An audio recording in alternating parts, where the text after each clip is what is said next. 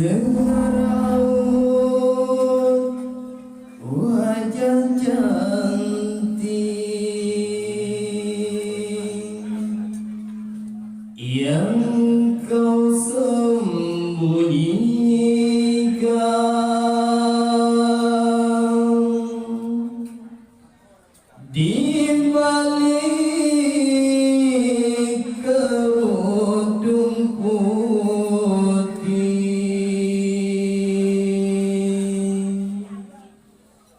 di balik kerudung wajahmu bersembunyi.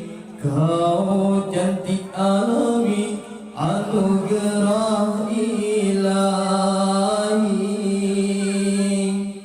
tapi bukan cuma itu yang jadi pesona, juga bukan karena itu kelebihan dirimu. Kau hiasi diri dengan budi pekerti, kau hambakan diri kehadiran ilahi.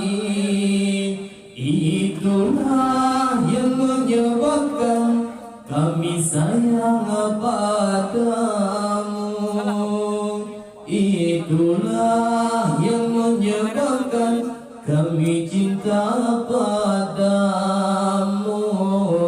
Di balik kerudung wajahmu bersembunyi.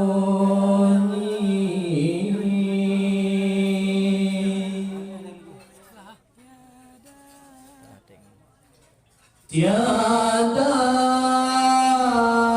lelaki yang membantah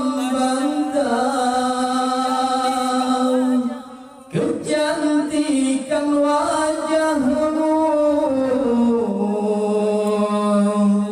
kelembutan sikapmu, keindahan senyummu. Tapi yang menyilaukan mata sinar keimananmu yang selalu kau pancarkan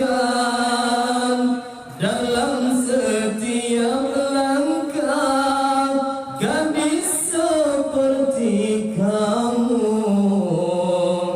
yang kami dambakan, di balik kerudung wajahmu bersembunyi.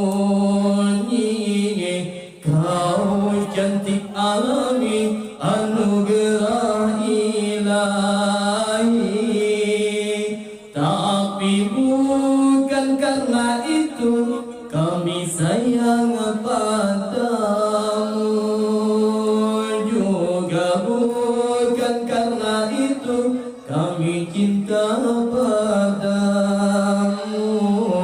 Kau hiasi diri dengan budi pekerti, kau hambakan diri kehadiran ilahi. Itulah yang menyebabkan kami sayang padamu. Itulah yang menyebabkan kami cinta padamu. Kau hiasi diri dengan budi pekerti.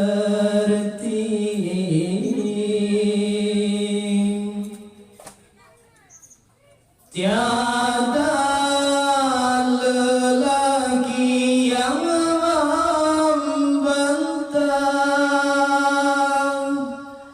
kecantikan